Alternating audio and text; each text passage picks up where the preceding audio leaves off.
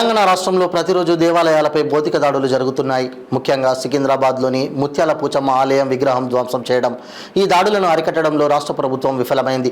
దానికి నిరసనగా ఈరోజు నాగిరెడ్డిపేట హిందూ సంఘాల ఆధ్వర్యంలో మండలంలోని అన్ని వ్యాపార సముదాయాలు, విద్యా సంస్థలు, ఆటో డ్రైవర్లు కూడా బంద్కు మద్దతు ఇవ్వడం జరిగింది.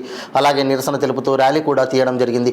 ఈ ర్యాలీలో హిందూ బంధువులు, కుల సంఘాల వారు పెద్ద ఎత్తున పాల్గొన్నారు.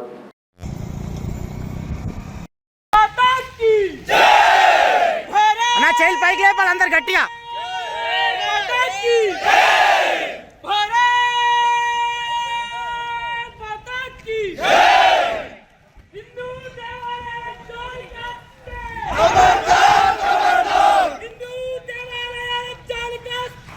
ఖబర్దార్ ఖబర్దార్,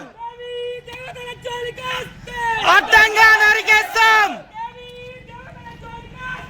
అడ్డంగా నరికేస్తాం, అడ్డంగా నరికేస్తాం.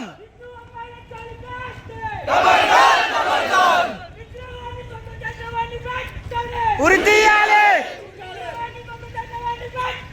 ఉరి తీయాలి. చెప్పు చెప్పు, పాడు పాడు. భారత్ మాతా కీ జై. మనం చూసుకున్నట్టయితే చాలా చోట్ల కూడా మనకు తెలిసింది ఏంటంటే ఒక 2 చోట్ల 3 చోట్ల మాత్రమే తెలిసింది విగ్రహాలు ధ్వంసమైనవి, గుళ్ళు ధ్వంసమైనవి అని చెప్పేసి. కానీ మనకు తెలియకుండా మన రాష్ట్రంలో 18 చోట్ల కూడా మనకి విగ్రహాలు ధ్వంసం కావచ్చు, గుడి ధ్వంసం కావచ్చు జరుగుతున్నాయి. మనకు తెలియట్లేదు, ఎందుకంటే మనం తెలుసుకోవట్లేదు.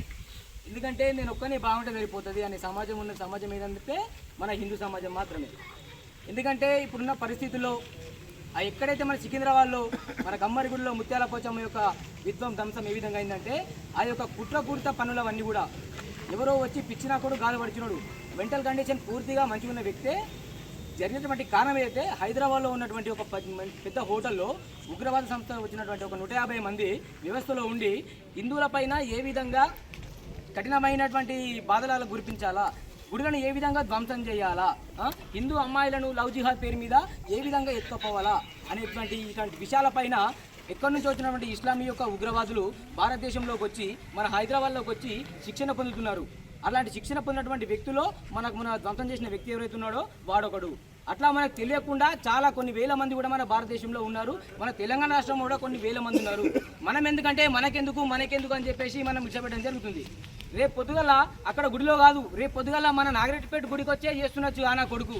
అప్పటిదాకా కూడా మనం ఇక్కడనే గాజులు దొరక మనం కూర్చోవద్దు. మనం ఏం చేయాలా? నేను నా కుటుంబాన్ని రక్షించుకుంటాను, నేను నా గ్రామాన్ని రక్షించుకుంటాను, నేను నా రాష్ట్రాన్ని రక్షించుకుంటాను అన్నటువంటి సంకల్పన మనం తీసుకురావాలా. ఎప్పుడైతే మనం కాదు మనతో పాటు 10 మంది కూడా మన హిందూ బంధువులందరూ కూడా బాగుపడాలంటే మనం ముందడుగు వేయాలా.